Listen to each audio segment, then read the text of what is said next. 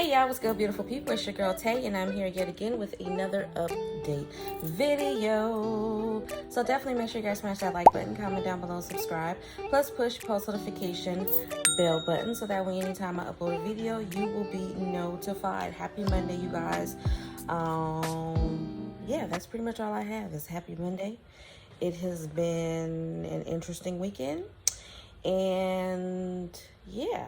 So we're going to jump right into the news. I did do a little bit of research this weekend, and I saw that Hawaii's Governor David, I can't pronounce his last name, proposed a tax refund in his 2022 State of the State address given strong revenue projections. Okay, he signed it into law this week. It says, Governor...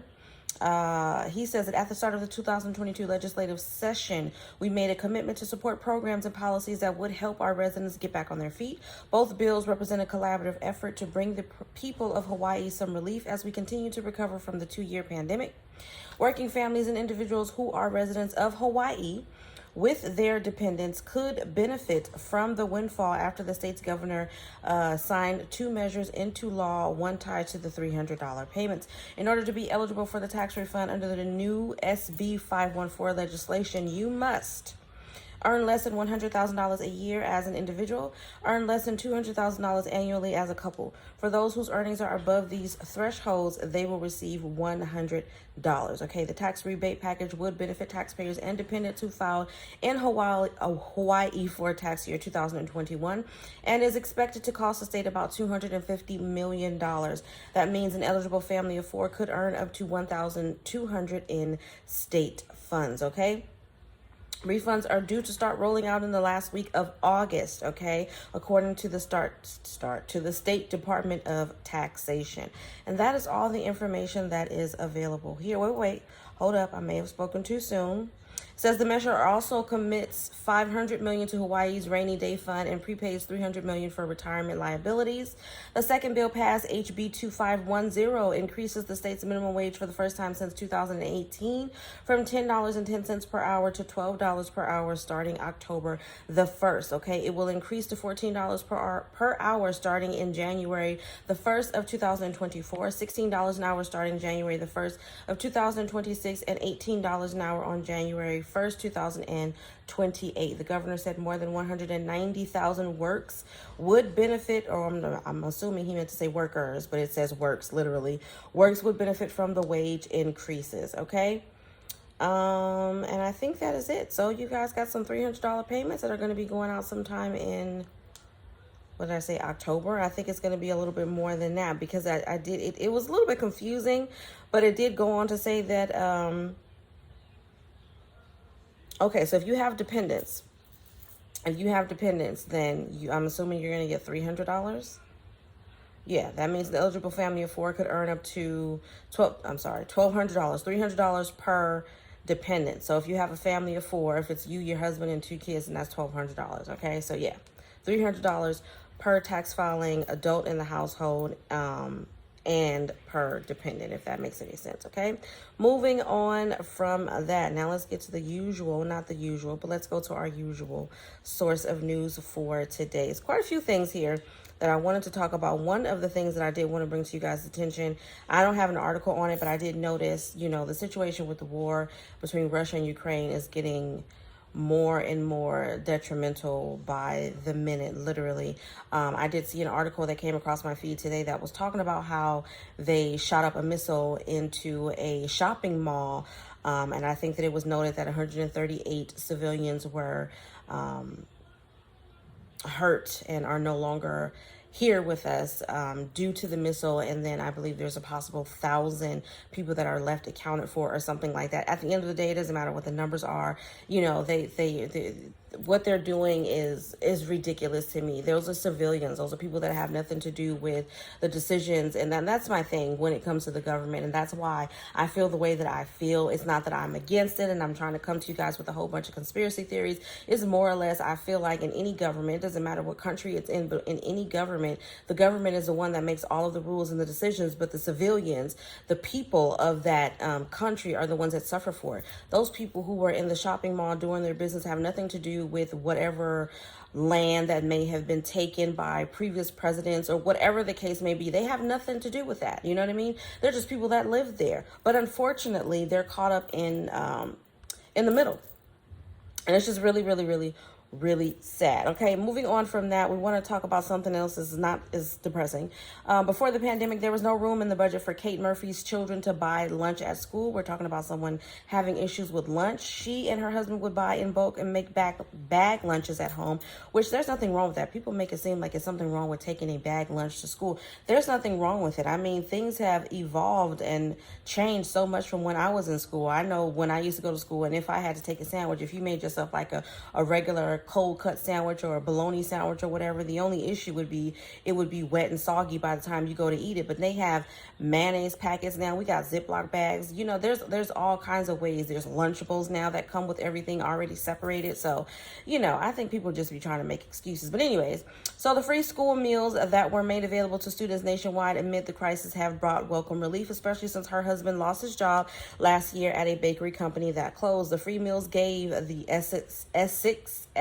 I can't say it, I'm tongue-tied, ESSEX Junction, Vermont family one less thing to worry about. We make just too much money literally by just a few dollars, and that's how it is, unfortunately, with a lot of families, where it's like you can't make $50,000 and you make $51,000, and that puts you over the threshold, and so you can't get assistance. But you're saying, I'm really struggling, that $1 doesn't make a difference to me. So it's really, really unfortunate. But moving on, because I want to know what they're doing about this. The pandemic era the pandemic era federal aid that made school meals available for free to all public school students, regardless of family income levels, effects in the upcoming school year for families already struggling with rising food and fuel costs. For families already strained by inflation and the end of other federal help like expanded child tax credits, advocates say cuts to the aid could mean turning more frequently to food banks. Families across the country are facing a very difficult reality of having to choose between feeding their kids or filling up their gas tank or purchasing medicine. Okay, this is coming from Chief Government Relations Officer for Feeding America, a nonprofit network of food banks. Okay, the rules are set to revert to how they were before the pandemic, with families that are eligible based on income levels required to apply for their children to receive free or reduced price lunch. Schools in predominantly low income areas will be allowed to serve breakfast and lunch to everyone for free as before. Since waiving the eligibility requirement during the pandemic, the U.S. Agriculture Department, which oversees school meals programs, has seen the number of participating students soar. During this past school year, about 30 million kids a day were getting free meals compared to 20 million before the pandemic, said Cindy Long, administrator of the USDA Food and Nutrition Service. At summer meal distributions, 1.3 million meals and snacks were given out nationwide in fiscal year 2020, okay, at a cost of around 4.1 billion, an eightfold increase from the previous year in terms of meals and costs, according to the USDA.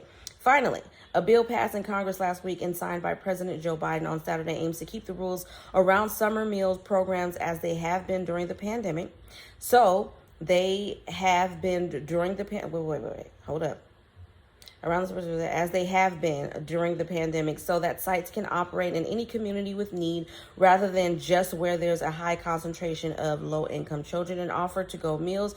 It also provides flexibility for schools to make substitutions for certain types of foods without being fined or if they run into supply chain problems. Advocates say the legislation will provide relief, but the timing has caused confusion around plans for summer meal distributions. It's disappointing that the extension of the summer waivers would come so late that for the most part, they're not going to be able to stem from the dramatic loss in the summer meal sites that are happening this summer. However, for the next school year, some states have taken it upon themselves to keep school meals free for all students. Okay, California and Maine made universal meals permanent last year, and Vermont is continuing the free meals for all public school students for another year using surplus state education funding. In Massachusetts, House lawmakers included $110 million in the budget to extend universal school meals for another year, but the Senate version did not. Now both versions are being are before a conference committee. In Colorado, the legislature passed a bill to ask voters this November whether to fund free universal breakfast and lunch at school. So there's a lot going on in several different states about how they can help parents feed their children. Okay, there's a lot of things that are changing negatively. Some things are changing positively. One thing is for certain is that we're still nowhere near out of the pandemic. In my mind, they are still talking about the monkeypox and how that's going on. I've even seen some talk in some articles where there were some politicians or people up there in the Capitol that were expressing that they want Joe Biden to declare another what do you call that? Public health emergency due to the monkeypox, but then there are some that are saying that it's not bad enough where that needs to be done. So I guess we're just gonna have to wait and see what happens. Actually, I think I found it right here. Oh, no. This is something completely different. So we've spoken about this topic quite a few times, and there was some pushback from a couple of you guys. Some of you guys didn't agree, but it says Elizabeth Warren and Tina Smith call on Biden to declare public health emergency to protect people who would like to terminate their pregnancies. Democratic Senators Elizabeth Warren and Tina Smith are among members of Congress urging President Joe Biden to declare a public health emergency after the U.S. Supreme Court struck down the termination of pregnancy rights by overturning the landmark decision in Roe versus Wade on the 24th of June. As Republican officials prepare to implement criminal anti-termination, I can't really say the name of it, but abortion laws and impose prison terms and heavy fines against providers and people who aid and abet a termination of pregnancy. Pressure is building on the White House and Congress to strengthen protections for people seeking a termination of their pregnancy, including people traveling out of state who fear prosecution from law enforcement at home. Okay, they say if we sound angry and alarmed, that's because we are. This is from the senators who wrote this in the New York Times on the 26th of June, which was just yesterday. We both lived in America where termination of pregnancy was illegal, a nation in which infections and other complications destroyed lives, a nation in which unplanned pregnancies derailed careers and livelihoods, a nation in which some women took their own lives rather than continue pregnancies they could not bear. Declaring a public health emergency will unlock critical resources and authority that states and the federal government can use to meet the surge in demand for reproductive health services, according to the senators.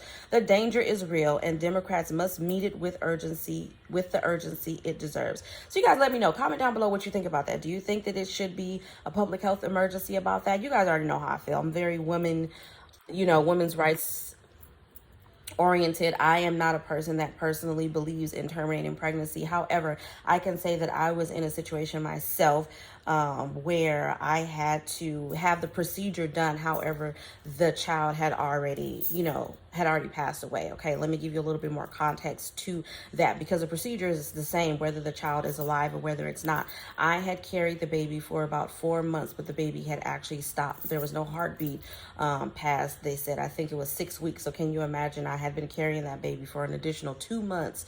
Baby, you know what I'm saying? The all of the matter from the baby and all of that was still inside of me, circulating in my blood. So had I not gone in, because I was going into the doctor on a regular basis, but at that time, I want to say that Medi-Cal or the insurance that I was getting was not up to par in providing quality care. So for that reason, I could only go in to get certain tests done at a certain time. I couldn't get them done as often as usual. Now, they were running blood tests on me to count the pregnancy hormone to see if there was still life.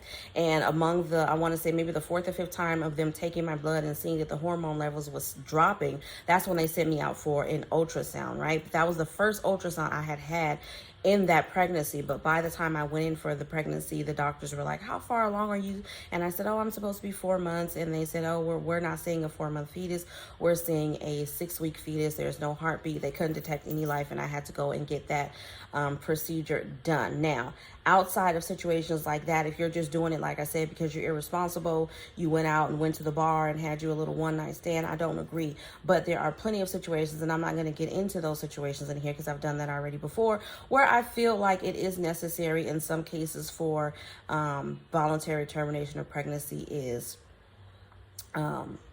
better off for the person that's carrying the child as well as the actual child itself. I know you guys are not going to agree. I'll give you one example, and one example would be if there was a child that was 12 years old that suffered and ended up pregnant as a result of some type of sexual abuse, okay? That is a situation where I wouldn't want that child to carry that baby to term, because she is a child. She's already traumatized by her experience, and now she's going to be left to carry a baby from a person who violated her. That's a lot of mental stress to put on a child, and I think that there should be certain stipulations in place to protect situations like that for both women and for children. But that's just my personal opinion. Either way, you guys let me know. Now, we're going to end this video off with emergency SNAP maximum benefits for the month of July. I did not get a chance to check today to see if there were any additional states that had been approved. So we're going to take a look at that as always together and see what we have. Let me refresh. I don't see anything. New Hampshire. I guess we'll get to it if there is anything. I will let you guys know. Okay, so we have Alabama at July the 30th. We have Alaska at July the 1st through the 31st. We have DC regular issuance, Hawaii August the 8th. We have Maine at July the 8th. We have New Hampshire July the 1st and the 15th, and then August the 19th. And then we have New Jersey at July the 1st through the 5th. Then we're going to skip on over to North Carolina, which is on the back of my paper here. North Carolina is July the 22nd through the 31st. Then we have Ohio, which is new. I don't have that one written down. I think that's the only one that may be new on here is Ohio. So for Ohio, we have, it just says July. It's not giving me a date. It just says July 22, 2022. And this is on the, wait. Let me read a little bit further down. July 27th. Okay, so for Ohio, it's going to be July the 27th. Okay, then we have Oregon at July the 11th, the 28th, and then August the 1st. Then we have Pennsylvania at July the 16th, and then the 19th through the 23rd, the 26th through the 29th, and then September the 9th. And we have Rhode Island at July the 3rd, South Carolina July the 1st through the 19th for currently approved households, and then all month long for newly approved households. Then we have Virginia, which is July the 16th, and then finally Wisconsin, which is July the 16th as well, and then September the 10th. All right, you guys, as always, I hope this information was something helpful or useful to you guys in at least a little bit. Do me a favor if you haven't already. Don't forget to smash that like button, because it really does help to let YouTube know that you like what I'm doing and you want me to stick around. You guys are going to be seeing me wearing these headbands a lot because it's just too hot. I actually am able to get through this video today without having the fan on because I didn't want that to distort the audio. I noticed that the audio was just a little bit muffled by the fan, so I turned it off. But as you can see, and this is not sweat, this is just me. This is me oily, but I obviously produce a lot more oil when it's super hot. I'm still on a hunt for a portable AC, but I haven't found one yet within my price range. All of them are like $400 or $500. And yeah, it's proving to be a little bit more difficult than I thought. Let's drop some any color hearts down below. Just drop me some hearts down below. Let me know you made it all the way to the end of the video. Whichever color inspires you to feel positive and confident today, drop that down below in the comment section. And as always, you guys, I am going to say, if you have not got a chance, again, I know I mentioned it on Friday, but I'm letting you know again, I did just upload and create some new designs on my merch shop, which should be linked somewhere at the bottom of this video, okay? But if you don't see it, then the website is www.shebuildshealthywealth.com. Definitely don't forget to check it out, you guys. And now I'm going to say, as always, remember to live, love, and elevate, and I will definitely see you guys in the next video.